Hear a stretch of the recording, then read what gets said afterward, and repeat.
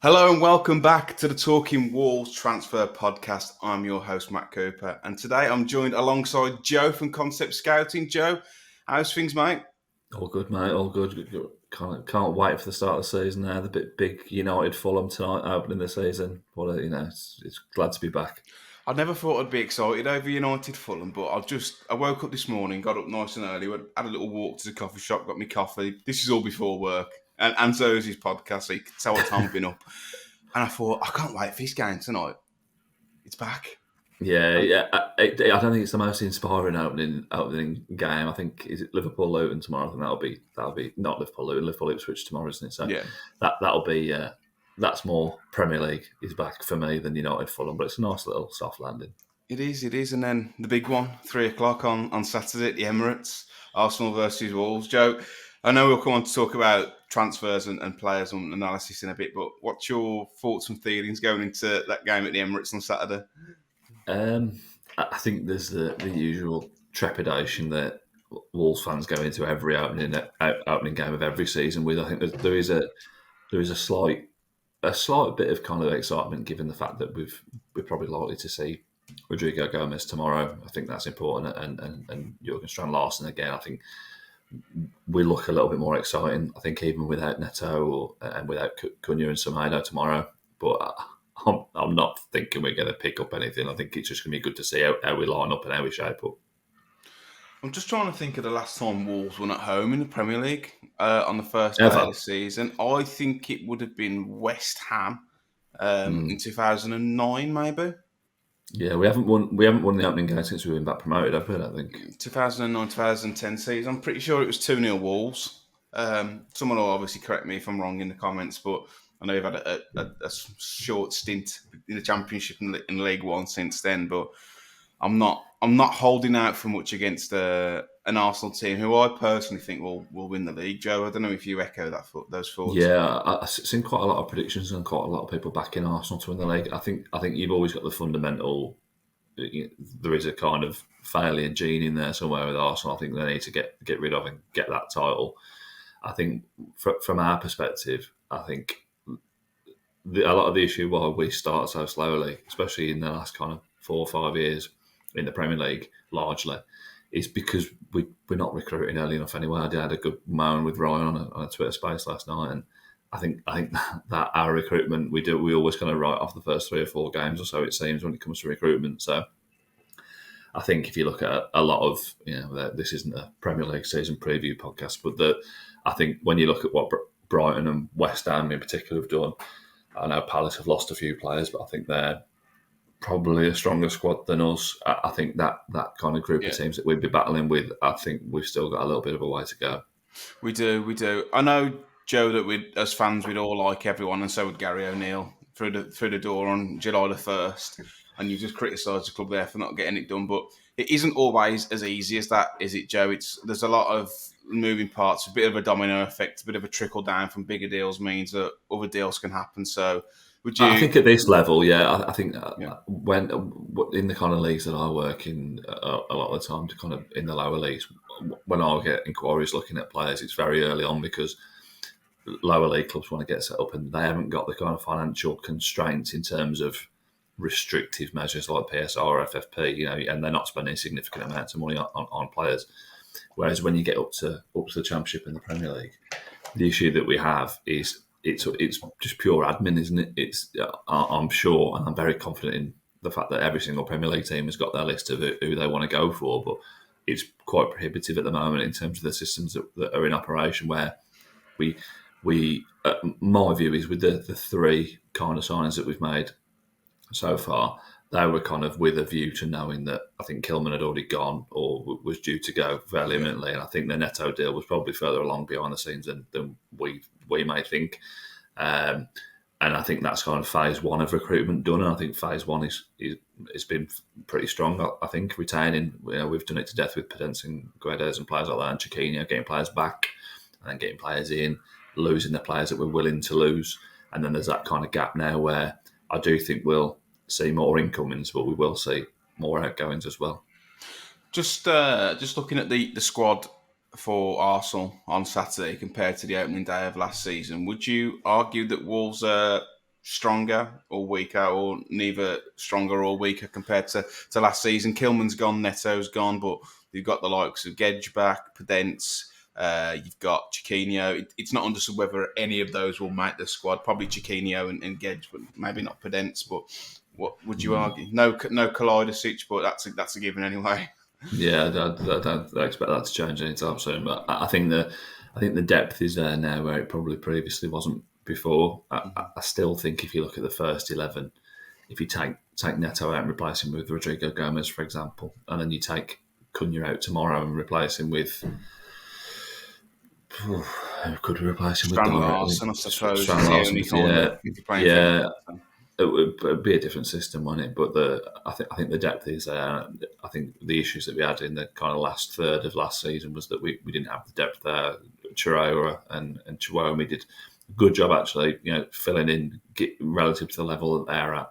But we do have kind of better players to step in now. I still think we're light in certain areas. I think the Semedo suspension is going to cause us problems in the first three games because we've got to watch Matt Doherty at right back. Which again, I am a fan of Matt Doherty, but I think it's you offend someone on every podcast. It was Danny Bart the first podcast. Yeah. Who was it last week? It was the nation of the Netherlands last week. It was, it was the whole nation that you were by calling them Holland. I did quickly correct. I am a fan of him, but I don't think necessarily he should be. He's a good utility player in the squad for me, but. I do think fullback is an area we're light in. I know Gary O'Neill's mentioned previously about balance, and he's right to mention that because there hasn't been any previously. But we've gone from being kind of really overly kind of heavy in absolutely no area in the squad to being really top heavy now. Yeah. But we still only got one number 9, so the fullback positions are a problem for me, particularly in a 4. Yeah. Just looking at some of the rumours that have been circulating the past week or so, Joe, since we last caught up, it's starting to heat up a little bit. I think it's coming through what we said on the last podcast that we expect during the last 2 weeks of the window, especially the last few days, for it to really heat up and a lot of movement to happen. Pedro Neto's obviously left Wolves now to join Chelsea, which leaves Wolves a bit lighter in the forward positions. We'll come on to discussing that deal a little bit later. But the first news that broke, and I think it was by the Telegraph, is that Wolves have a big interest in Brentford forward Yoane Wissa, 27-year-old, plays for Congo, but he's actually born in France. Joe, I'm a massive fan of Wissa. I really like him at Brentford. I thought he was brilliant last season. He's Premier League ready-made. In his last seasons in the Premier League, he scored 12 goals, 3 assists, and 7 goals, 3 assists. 7 goals, 1 assist. Gary O'Neill talks about needing ready-made Premier League players who are ready to hit the ground running.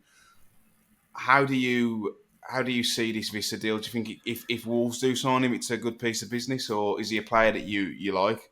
He's definitely a player that I like. I think listening to Gary O'Neill talking about Premier League experience, for some reason my head naturally turned to defensive options with that. Same. But I think Wissa's definitely a good example of somebody who can slot straight into that team. If in the way that he kind of approaches things, he plays football in the right way for me. And we can, I look at stats until I'm blue in the face and etched on the inside of my eyelids. But someone like Wissa, he kind of is bigger than the stats that represent him because he's all action. He's involved. I think sometimes certain players like Wang, as much as his kind of output is good, I think sometimes fans have concerns that maybe he doesn't play in that he's kind of quite passive and he's not necessarily always involved. Someone like Yoane Wissa is constantly involved in the game for me, and I think he's a constant threat. And I think if you look at the way that he deputised for Ivan Toney last year, it was almost seamless. I wouldn't say Brentford were much better when Toney came back because of that combination of Brian and Mbeumo. I think had an injury last season as well. I think Wissa kind of carried them going forward. I am a bit shocked to see a lot of Brentford fans saying 25 million, 30 million, we'd take it, get rid of him. So I think he's 27, coming on 28. It's not a deal that I would have thought we would make, just given the kind of profile that we usually do in terms of the market. But for me, I think if you look statistically, is right up there across the board. Really, he doesn't really have any significant weaknesses. We'll just pop the pizza chart up, or pizza wheel as we've dubbed it on Talking Wolves, for Wissa stats. For those who are listening on Apple or Spotify podcasts, we will talk through the wheel in depth. So for those who aren't aware, it's a wheel that combines a load of different stats, such as key passes, aerial duels, touches in box, offensive duels, and it puts a score out of 99. So the higher the score, the better you are compared to your peers, and it's for players who have played more than 600 minutes. Joe, talk about output there. The stats that stand out for me the most, and I'm sure it does for everyone else, is expected goals 91 and non-penalty goals 93. Some of the other stats flatter to deceive, but ultimately for me forward players, they're the ones that matter the most. Yeah, they are, and that's in terms of the direct output that you get from a player like Wissa. I think not just the goals, non-penalty goals is important for me, because I think if you look at, if you take Stat out the padding.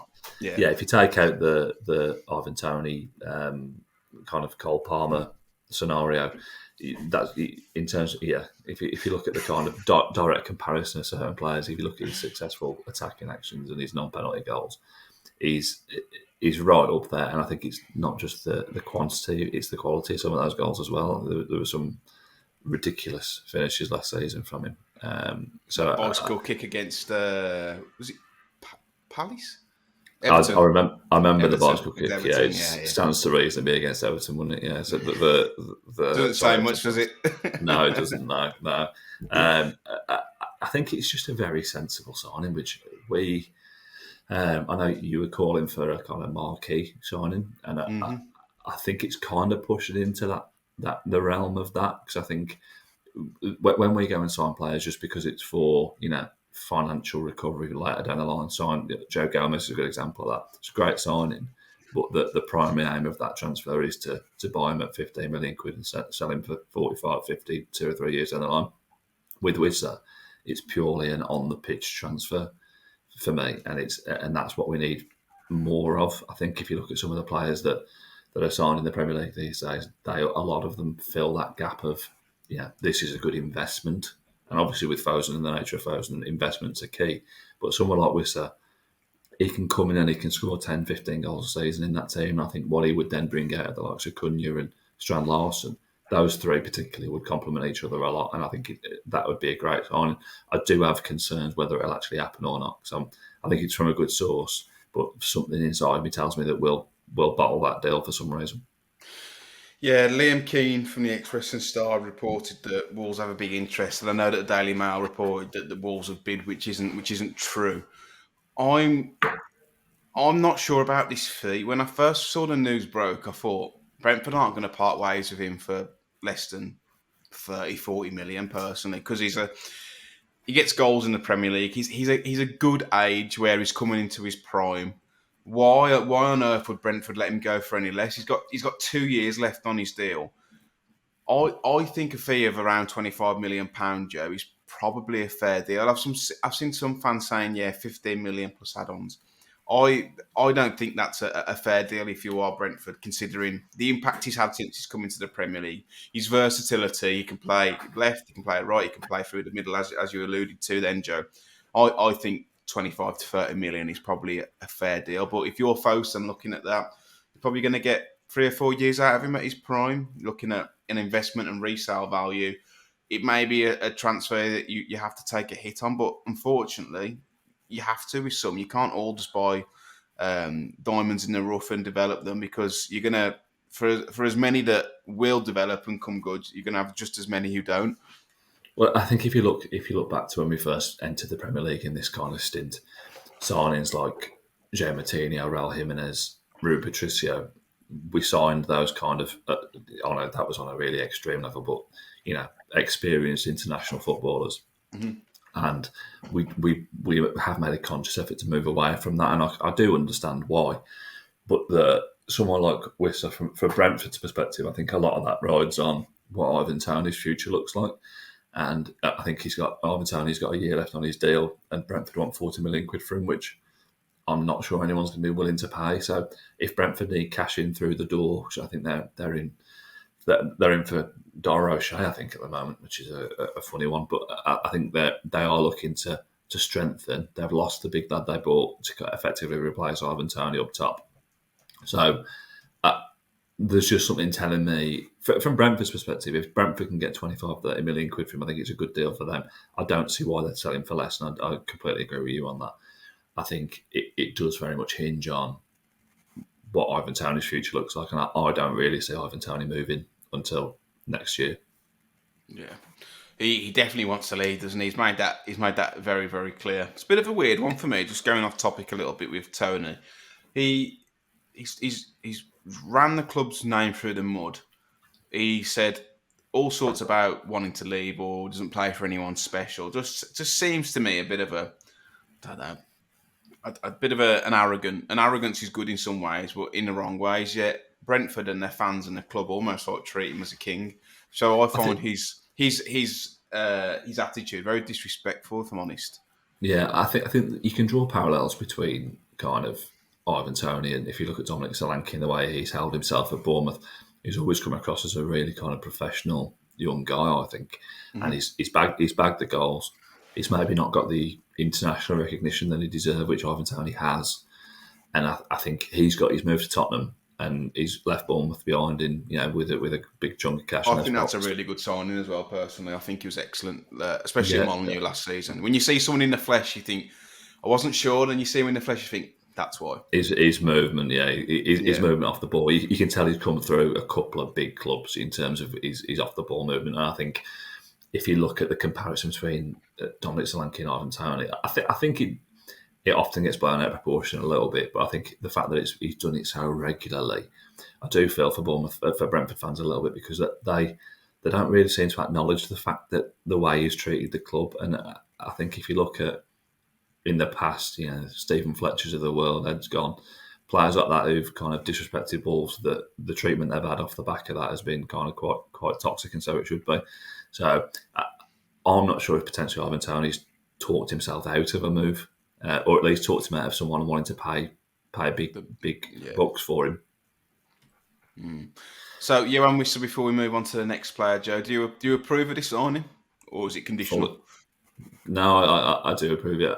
I think especially with the Neto money burning a hole in our pocket, I think with the cash that we've got in from that deal, if we can spin that round into a Wissa and a centre back, I think that's good work. And then my plan would be, if I was Hobbs and Jeff Shea, I'd be looking at then potentially any kind of supplementary sales that come in at the back end of the window. Get a backup left back, but I think we've discussed before, I'm not sure whether Wolves are actually looking to do that. No, we're not sure either. I think they feel that they've got enough cover in those positions. That was Yoane Wissa. Some other news that broke just after we found out that Neto was going to be leaving the club, and it was broken by, here we go, confirmed merchant Fabrizio Romano. It's news that Wolves are looking at Carlos Forbes, Ajax winger, as a potential replacement for Pedro Neto. He's Portuguese, which may come as a shock to some of you that Wolves are linked with a Portuguese player that writes his own punchline. Can play off the left, can play off the right. He's only 20 years old. Joe, I know we caught up separately on this when the news broke. You were at a wedding, and I said, I need a pizza wheel. You went, I'm at a wedding. And I said, well, I don't really care. I need the pizza wheel. And to your credit, the next day, the pizza wheel was in my inbox very early. So thank you for that. Joe, talk to me about Carlos Forbes. Well, to be fair, I did that. I did the Carlos Forbes review on the Twitter timeline, so I thought I might as well send you a copy as well, so you can have a look. I think with Carlos Forbes, I mentioned on social media, I don't get why there seems to be some kind of odd backlash against us potentially signing Carlos Forbes, because I think anybody who's watched him is the kind of player you want in your team. And for me, to pop him in our team, I do think he'd slot in quite well. I think the issue with Carlos Forbes at Ajax last season is that Ajax weren't a particularly great side last season. And I think he kind of got swallowed up with that. He was in and out of the team. But anyone who's followed Carlos Forbes since he was at Man City, kind of into Ajax, you can see that the raw talent's there. I think the fee that's being mooted is fairly significant. But at the same time, you don't get a player of that quality and potential for anything less than what we like to pay for him. And I think he can use both feet. He can play on both sides. He can play through the middle. I think when you look at him, I did quite a bit of. I've watched him quite a bit anyway, but I think then watching him back on Wiscale, looking at particular attributes that he's got, the way he can take a man on, the way he's very raw in that way of. Don't want to compare him to Adama Traore because they are completely separate players, and Carlos Forbes is much better on the ball. But there's kind of that raw ability where a little bit of positive coaching in terms of guiding him in the right way, which I think Gary O'Neill's absolutely the man to do that. I think there's really a gem there to be had. So I think if you look at the pizza wheel that will pop up on screen at some point, the stats are really kind of exactly where you'd want them to be. I do get the concerns of it's the Eredivisie in Holland, in the Netherlands. I do get that. But I think if you're looking for someone to replace Pedro Neto and supplement the squad that we've got, I don't think you'd get much better, really. We talked about the pizza wheel, Joe. We'll pop it on screen now. Just looking at that, you talked there about a winger, and more importantly for me, a winger can or should be able to go both ways, not just to the byline. I'm looking at accelerations, progressive runs. I'm looking at dribbles. I'm looking at crosses. I'm looking at successful attacking actions, all things that you would deem quite important for a winger or a wide forward. Joe, he's ranking there. All of those scores are between either 92 and 94, which is excellent. Is that something that you agree with me on, that those attributes are key for the way that a winger should operate, but more importantly, a forward on a wide forward in Gary O'Neill's system?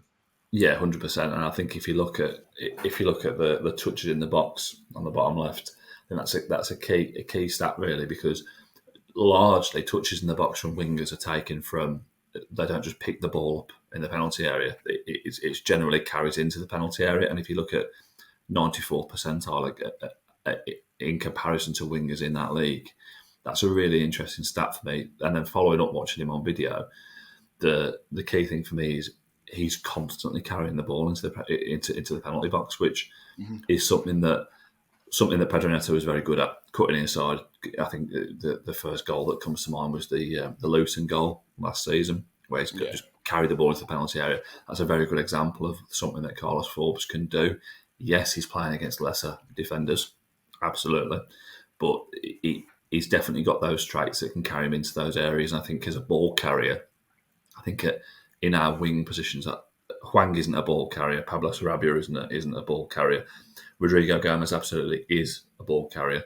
So if we're looking at that kind of profile of player where with the setup that we've got now, that kind of old school setup of drop it into our one of our three centre backs, bang it out to the wing, and then kind of almost hope for the best.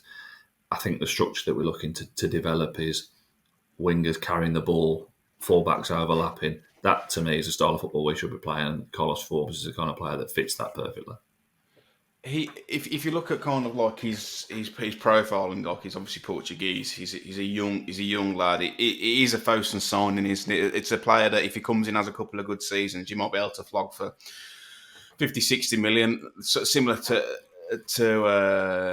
Neto.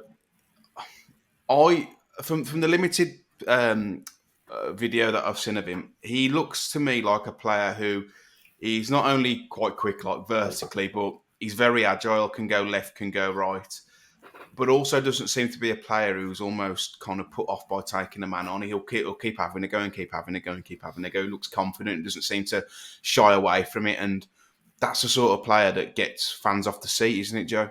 Yeah, it is. And I think the concern for me would be whether it's Wolves or wherever it's going to be, because he's not going to stay at Ajax for long. I think that's clear, beyond the next year maximum.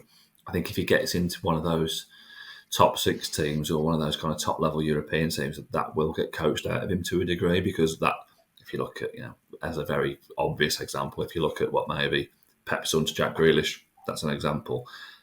Someone like, he reminds me of Jeremy Doku actually in a way. He's very direct in that way. But he's less of a, you'll see Jeremy Doku quite a lot kind of check back and look to beat a man again.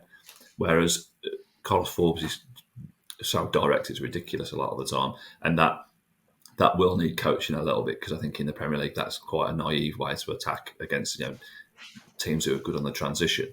But I think with the setup that we've got, I think if you look what the slight tweaks that Gary O'Neill made to Pedro Neto's game, the tweaks that he made to Hwang's game last year, playing to his strengths, I think it's something that would be really beneficial to the way we play. But he's very direct. He's very raw. There's no chance that you're going to get him, pegging it back down the wing to support his fullback, which is probably a concern as well. But I think in an attacking sense, for me, that'd be exactly what we need to be doing. I think if you look at signings that maybe, if you look at Yankuba Minte going to Brighton, he's a kind of similar player in that regard.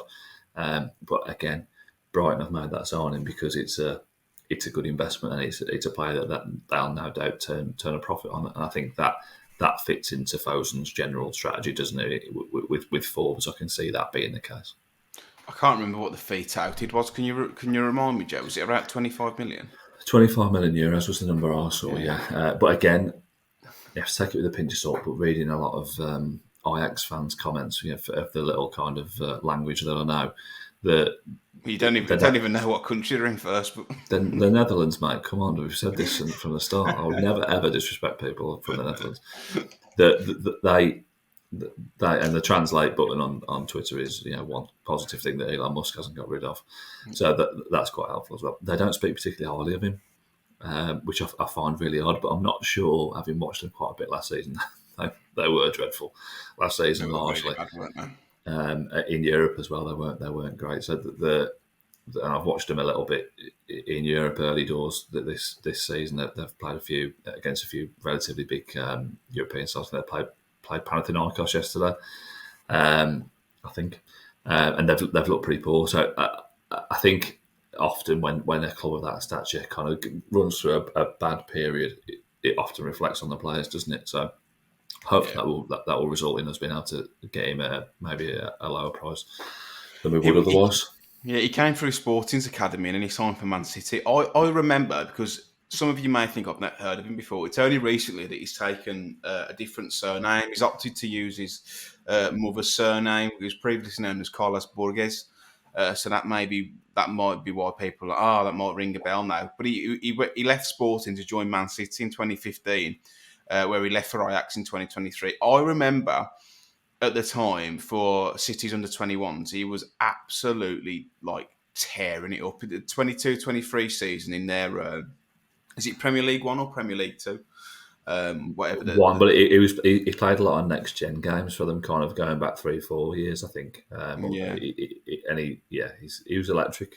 25 goals and 13 assists in all competitions for the under-21s. It's madness, isn't it, really? Yeah. And that's where, obviously, when I'm scouting players, a lot of what I do on the social media side of things looks at last year, and it looks at last year in isolation. But when you look across the piece, there's 100% of a top player there, and I think he fits that Portuguese mould. I think he's played a lot of games for coming through Portuguese youth teams. That was a lot of what I've watched him, because I think it's easy to just look at someone in a system, and Ajax have always been a system team. Mm-hmm. If you look at him in the Portuguese setup, where there's a little bit more freedom to play, there's just so much there to offer, and I think that the outputs from last season can almost be put to the side a little bit, because I do think there's more to come. Yeah.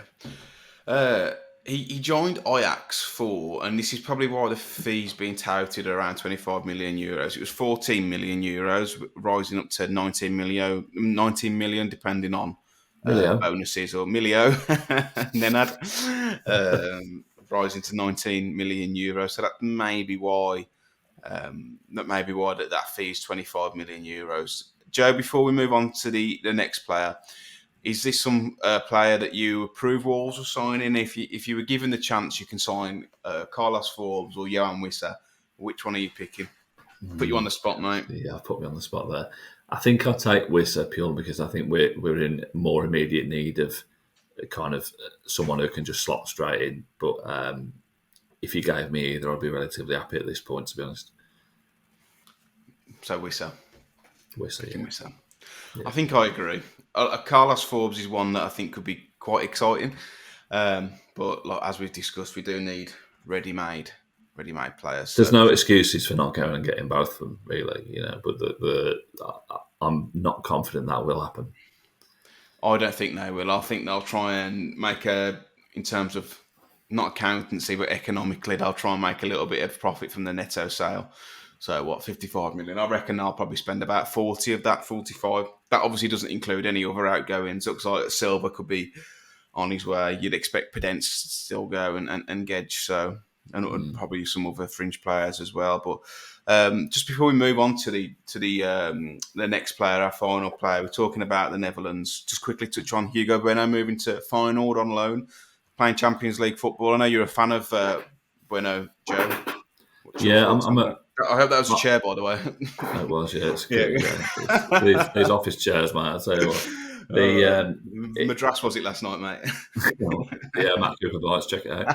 I think with Hugo Bueno, I am a fan of him. I don't think he's necessarily. I would have liked to keep him, but I think he's a player where a lot of people have said he needs game time, and I know I said he needs to go and play some European football, and everyone that disagreed with me, you're not laughing now, are you? The Nigel Farage meme. I disagreed, but it doesn't mean I'm wrong. It's just my opinion. I think personally it does mean you're wrong, but I think a move like that, and this is kind of my point that maybe I didn't put across as clearly.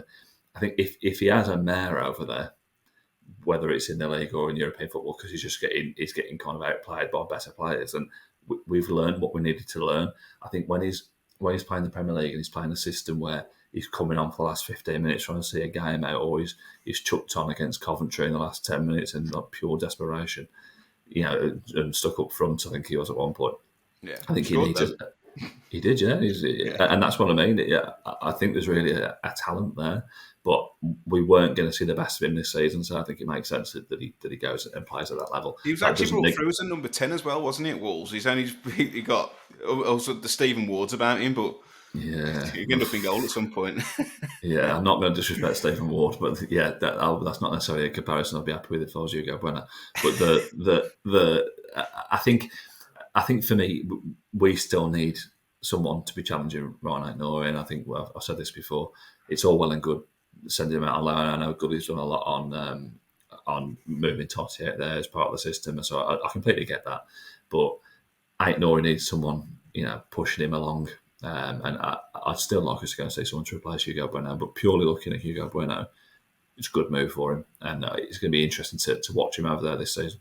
Maybe me, you and Dave need to go and head back over to the Netherlands. What a shout! Go and see Hugo Bueno on loan. I'd be scared that you defend the whole nation. So I'll stick just that little area of Holland within the Netherlands, and you can go and watch the game. That's fine. I've actually never been to the Netherlands. I would like to go. I've been to Amsterdam on a stag do. Have I been? No, I've not been twice. It's Rotterdam, isn't it? Feyenoord. Feyenoord's Rotterdam, yeah, and it can get a bit tasty over there. So it's all right. We can handle ourselves. Well, we can. I don't know about Dave, me and you. Dave. Maybe not Dave. We had to nurse him through that. Holiday respect anyway. Dave as a party. Respect him. I think it's a good move. It's interesting that within the deal that Feyenoord are covering all of Bueno's wages, and they're incentivised to play him. So if he doesn't meet certain appearances, providing he's not injured, there will be penalties. And it's also Wolves will receive bonuses if Feyenoord based on their sporting merit. So it's in the best interest of Feyenoord to play him and to do well. So I think it's a good move by the club. I know he was frustrated that he wasn't playing, but unfortunately, have they got an option, Matt? Have they got an option? No option. No option. It's just a straight line. Well. I think there's a loan fee as well involved, which is good for the club to get a bit of money back. But just moving on to our final player now, he's a player that has been linked with Wolves over the last couple of weeks. It's Bastien Meupiyou. I think that's how you pronounce it. Meupiyou, yeah, that's correct. I think it's Bastien. You're focusing on the surname. It's Bastien. Bastien Meupiyou. There we go. I'm normally all right with the pronunciation. I'll let you try the surname, yeah. Bastien Meupiyou. I won't even try and pronounce the club because you'll get offended. From Nantes, he's actually in France. He's only a pup, this one, isn't he, Joe? 18 years of age, defender, 6'4" in stature, looks a big lad. Wolves have had a bid rejected for around €3.4 million, and that's been reported by reputable sources. We actually haven't got a pizza chart for Bastien because the data is so minimal. He has played in French League 1, but very minimal data, less than 600 minutes. So, Joe, from your understanding and the data that's available, albeit quite minimal, what's your thoughts on this signing? He is a player who was confident of getting and would come into the first team, but isn't someone who would almost slot straight in and would learn from the group. Yeah, I think it's a signing will make it. All the sources from the right places seem to be suggesting that he's not someone I would expect to go into the first team directly. I think maybe he'll be kind of flitting between the under 23s and the first team just to kind of get him up to speed. He's obviously a very talented lad. If you look at him and on the kind of video that's available from the last couple of years, he had a bad injury last season as well, which I'll come back to. But I think when you look at the investments that we need to be making, I think €3.5 million for a kind of someone who is touted as one of the kind of best up and coming centre backs in France. Already got senior minutes at that age as well, which for a centre back, you only have to look at Lenny Yoro to see how quickly that can turn into kind of big money. So nipping in and getting someone like that early is a real positive. I think the injury concerns me slightly. But that may also be contributing to why the fees may be slightly reduced from what I would expect it to be. So my concern with the profile of centre backs that we've got at the moment is he doesn't necessarily complement what we've got. He's not obviously not better than Totti or Yerson Mascara, and obviously Dawson and Bueno are a kind of slightly different option. I don't see Bastien Meupiyou coming in and being a significant contributor this season. In the same way, maybe as Pedro Lima. I think Pedro Lima is a really talented boy, but I don't see him getting significant minutes this season. I hope he does. I hope I'm wrong, by the way. But I think it's a good signing, if maybe not a kind of immediate impact. Yeah, he's I think non-value him at quite a bit more than what Wolves. I think around €10 million. I think, which I can't see Wolves paying. He says he's in demand though. I think the likes of Everton, Crystal Palace, Spurs are all interested in him. Which is it's easy to draw those kind of links, isn't it? And it probably strikes me that none have briefed journalists saying these are all the clubs that are interested in him. So Wolves will up their value. I think he fits that profile. He's a dominant aerial centre back, which if you look at some of the players that we've been linked with in the past, we discussed on the first transfer podcast a couple of weeks ago, we must be in the market for a dominant aerial centre back to replace Kilman. Mm-hmm. And I think Bastien Meupiyou would fit that mould, but I'm not sure he's ready to kind of replace Max Kilman just yet. I think it's one of those where if we're looking to become this kind of club that's buying players at relatively low fees and sell them on, then it really would fit that mould. Is it a signing that you endorse? Yes. At what Yeah. fee? I wouldn't want us to be paying €10 million for him, and I say that because I don't want that deal to restrict what else we can do in this window. I think if as long as we can, if we sign him for €10 million and went and spent another 50 on areas that we need to strengthen, then absolutely fine. Because in 2 or 3 years' time, he will be a player that goes for 30, 40 million because he's that talented. As long as injuries don't get in the way. I've been watching a lot of him at kind of youth levels. Watching him back for France's kind of youth setup, he's any player that can get into the forefront of that French setup, especially at centre back where they are absolutely stacked. That he's definitely a player that we should be looking at. I just wonder, we're at that position where if we went and spent €10 million on him, if he goes and has a good season, because it could be one of those times where you potentially sign him, gets loaned back to Nantes for a season and plays, and he'd probably have a good season and his value would shoot up and he'd come to Wolves as a kind of more polished player. My concern would be if we don't sign him, he'll go and have a good season, as I say, for Nantes, and he'll be a 30, 40 million pound centre back, and that's always the fine balance, isn't it? It's risk versus reward. Yeah, I'd be up for the loan back. Well, let's see how that one pans out a couple of weeks ago, and we'll find out where he's moving to. So that was incomings, Joe. Just moving on to outgoings. I think that the big news was Pedro Neto moving to Chelsea. Can I just get your thoughts on the fee, the move, and whether we think that any other players will go. I'm told that it wouldn't be a shock if Wolves were to also sell a big player. Now, that's not saying that they will, and it shouldn't come to a shock to anyone. But for that to happen, the valuation of Wolves' valuation of the player would need to be met. So you're probably looking at João Gomez or Aït-Nouri when I look at those players. And I think if you're being sensible about it, then that's always the risk if someone meets the valuation. But you're probably looking at me personally, Joe. I think Liverpool, I know they like Aït-Nouri, I know they like João Gomez. They've lost out on Zubamendi. There's 2 weeks left. They've not signed anyone. It could be panic stations, and they pull the trigger on a player. It might be 3 or 4 players down the list, which could be João Gomez or Aït-Nouri, who obviously isn't a central midfielder, but they do like him. But what's your thoughts on the Neto deal before we discuss the latter bit there?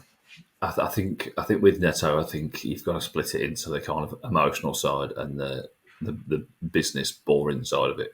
I think from an emotional perspective, I didn't want to see him go. I don't think any Wolves fan wants to see your best players go. And a player like him, when he's available, he's a game changer and he's up there with the best. I think if you would have told me prior to the transfer you can get 50 million euros plus for him, given his injury record, there's absolutely, it's a no-brainer for me. And that sounds harsh, but I feel like we can replace him sufficiently with that money. I feel like we'll get someone who won't miss as many games. I think Chelsea will kind of, I think a lot of people have made the point, he'll be playing less games for Chelsea, so he's not going to be as much of an injury threat. I think that's definitely a valid point. For Wolves, the quality that he had to be playing every week that he's available. And I think that's just a given the nature of what our squad looked like last season. I don't think it would have been quite the case this season because there is a little bit more depth there. But I think it's not a great move for him. I don't think going to Chelsea. I think it's an odd one. I think if anyone's moving into that Chelsea squad at the moment, you'd probably need to judge them slowly because it's not a great footballing move given the way they are stacked in those areas. If he's had commitments made to him that he's going to play, then fair enough. But I think from a Wolves perspective, it doesn't really feel like we're losing a player that's really, really dominant for us because particularly towards the back end of the season, I know we were poor in that last third of the season. We missed him, but it feels like he'd already gone to me a little bit. I felt like I always envisaged that he'd be on the way out.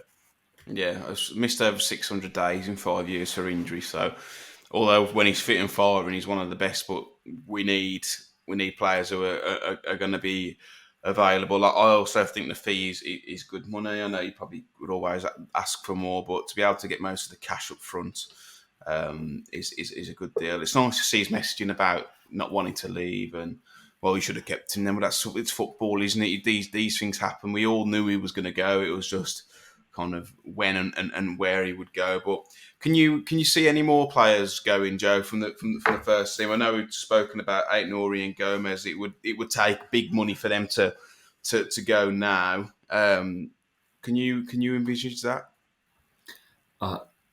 Sadly, I can envisage it. Yeah, I think given the fee that both of those players would be not necessarily available, but that we'd be willing to accept for them. I think you're probably looking at 60 million each. I would say probably a little bit less for Aït-Nouri, but I'd say João Gomez, 50, 60 million. Yeah, and I really, really don't want to see either of them go because I think they're pivotal to what we're going to do this season. I think also replacing them at this stage is going to be difficult. I think in central midfield, we're fairly strong. I think we've spoken about it before. We do need someone else in there. I think if you take João Gomez out of that team, he's probably alongside Aït-Nouri, ironically, they're the two most irreplaceable players in our squad because they're very unique in what they do. Aït-Nouri will go at some stage, probably next year, I hope. But you can guarantee that Aït-Nouri, if he stays fit, will have a good season and his value will continue to rise. So I hope that's the way Wolves are looking at it, particularly given the fact we haven't got another left back. That one would worry me. João Gomez would worry me, not quite as much. I think it's easier to replace him, but I still don't think it's going to be easy enough. And I don't think we'd be in a position in the last 2 weeks of the window to go and do the best business that we could possibly do. If we'd have got rid of him early in the window, then great. But as you say, it's not always as easy as that. Teams like Liverpool, if they were in for Zubimendi, who isn't a similar player to Joe Gomez, but he plays in the same position and he's kind of offers something different to what they have at the moment. There are players there that I think other clubs will be sniffing around, and I think we either need to cut the head off right now and say, we're going to keep the players where we are unless we get really significant fees, or they need to nip it in the bud, get the deals done, and get them replaced. That's my concern. It always is with Wolves, Matt. You know that if we're going to sell them, it's going to happen at some point, but it's how you replace those players. Aït-Nouri's irreplaceable for me. He is, especially with his skill set. I'm trying to think of players who play in that role who have the other stuff he doesn't do well, but just that ability in tight situations can turn and is very press resistant. It was very important in build up play as well, especially with those triangles that Gary O'Neill likes to build in the wide areas. In build we're obviously biased, Matt, but I think that there's things that I've seen Ryan Aït-Nouri do with the football that I've never seen anybody else do, especially coming from a left back. I agree. It's just it's that tight control. It's almost like he's. I don't even know. Like the ball's like Velcro to his foot. Yeah. I've never seen anything like it in terms of raw technical ability and keeping a ball away from someone or getting away from someone, because he's not the quickest, but he always seems to go past his man because his feet and his brain are beat whatever is coming against him. I do wonder with his distribution in the final third hasn't really improved. I don't think in the last couple of years, which I think. I hope is maybe why teams might be put off by him, and particularly at the fee. I think if they're looking to replace Andy Robertson, which I assume they are, then I'm not sure whether Aït-Nouri is the man purely because Andy Robertson's kind of USP is that he's dead balls and his kind of crosses into the box are up there with any left back in the world. So I'm hoping. I don't know if there's a bit of me trying to cope there, but I think that's something that he can improve on, and I hope he gets this season to improve on it. I am deeply, deeply worried that we're going to lose both of those players, or at least one of them. Yeah, for what it's worth, I don't think that they'll go this window, but I was told that if the valuations are met, and it's but that's the same with any player. If your valuation is met by a club, unfortunately, it's time to go. The only thing that concerns me about Aït-Nouri is that he's only got 3 years left on his deal. So obviously I know it's not like 1 or 2 years, but that does, play into it. Wolves might have to make a decision next summer. There might be time to tell him go. But if he has a season like he did last season, this season, then obviously that value will increase. But what a special talent he is. I love watching him play. He's one of those players that I just, no matter where you play him, I love watching him. But let's hope Wolves can keep hold of them and bring in 2 or 3 more signings. Joe, I think they need 2 or 3 at least, personally. Yeah, I agree. I think there's an argument for definitely a centre back. I was talking with Ryan last night about another number 9 to back up Jorgen Strand-Larsen. I don't think we're going to get that. I think another winger probably be more likely now. Left back to support Aït-Nouri. I think we need 3 personally. And that's assuming nobody else goes, which that won't happen. There will be 2 or 3 out the door as well, I think. I think we need another central midfielder as well, or someone who can play a little bit more advanced, someone a little bit cuter who can unlock defences. I know Doyle's range passing is great, but I feel like the midfielders are all quite similar. Perhaps that's great for the way we play, but not all games are going to be purpose built for that, are they? So I think we need to see more from Bellegarde this season. It wasn't necessarily through his own fault last season, but I do think he was played out of position. He was played deep. I keep forgetting about him, and I think he's going to have a big season. Yeah, we were talking about this on the Twitter space last night. He's that kind of player that sometimes you forget. And I was talking about when he was at Strasbourg, playing as one of 2 10s alongside Habib Diarra. He was dynamite, and he was dead balls. It was free kicks, corners. He was so key to what they did in a relatively poor team. So I think there's more to come from him up the pitch. I don't think he's not a deep line. He's not a 6. He's further up the pitch for me, and I think he can really unlock something. And I'm not certain that we need another midfielder. Obviously, if Joe Gomez was to go, which hopefully he won't, then we would need one. But I think there's enough there. I think maybe in that 10 position as a bona fide 10, if you ignore Cunha, because I think Cunha's not really a 10. He floats around, doesn't he? I think that kind of creative, advanced midfielder. I think Bellegarde can do it, but there's going to be a lot of pressure on him, I think, this season to deliver, because the fee wasn't huge, but I don't think we've seen anything from him yet, really, have we, given suspensions and injuries last season? I think he's been unlucky though. Really, I don't think that's 100%. anything to his own fault. No, I think he's going to have a big season. But he hope can so. play. He can play in midfield three, can't he? He can play off the left, off the right. Yeah, Very. I mentioned talking to Ryan last night, Matt, That's with the Wolves report on Twitter, by the way, for those who aren't sure. Ryan Lester. yeah, everyone knows Ryan Lester. Come on, Matt. The We've actually got in our hallway. We've got like a Ryan Lester portrait. Me and the missus have. have you? Yeah. I think that's a very wise. If you could get me a copy of one of them, I'd be quite happy to have Yeah, one if of you them. know that meme on Twitter, it's got the couple and they've got the picture of the Peaky Blinders on the Yeah, side. Just a picture of Ryan Lester's Twitter That's just a photo. picture of Ryan Lester. Yeah. It's a good looking bloke. What can you say? He is a good looking man. He is. He is. Anyway, Yeah. I'm diverted by just thinking about good looking Ryan Lester. do, you want a minute, mate? Do you want a minute? If you don't mind, there'll be more noises coming from under the table in a minute. What is it, Ryan? I wish. One of the things with Bellegarde was obviously playing alongside Habib Diarra, but Player, by the way. Excellent player, another player that'll be in the Premier League one day, no doubt. Habib Diallo played in front of him, big number 9, traditional number 9, and there's an argument to say that Bellegarde brought out something in him that you wouldn't see otherwise, and I think Jorgen Strand-Larsen could benefit from something like that as well, where Jorgen Strand-Larsen he's not your traditional number 9. He's an all-rounder. He can do a little bit of everything.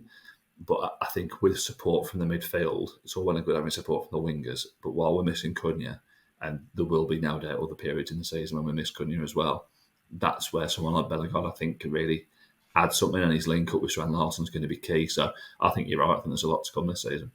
Absolutely. Joe, we're going to leave it there, mate. I've thoroughly enjoyed this episode. I feel like I've had some great discussions. Hopefully, by the next time we catch up, I know you're going away next week, so we may struggle to do one, but hopefully we've got some more incomings to discuss, because I think it'd be quite good if we look at players who've come in over the next couple of weeks and have a look at them in a bit more detail, like we do with these players. I think I would find value in it, and I think also the audience would. So, Joe, for those who would like to follow you on social media and keep up to date with all your scouting analysis, where can people find you? At Concept Scouting on Twitter, X. Wonderful stuff. Can I have a score prediction, please, for Arsenal versus Wolves at the weekend? 2-0 Arsenal. 2-0 to the Arsenal. Okay, wonderful. Yeah. We are talking Wolves across social media. You can follow us there to keep up to date with all the new transfer rumours and news. If you are on YouTube, please like the video. And if you're new, subscribe. If you're listening on Apple or Spotify, please leave us a 5-star review. It really does help us. And until next time, for those travelling down to Arsenal, safe journey. Hope Wolves get the 3 points. But until next time, have a wonderful weekend, and we'll see you all very soon.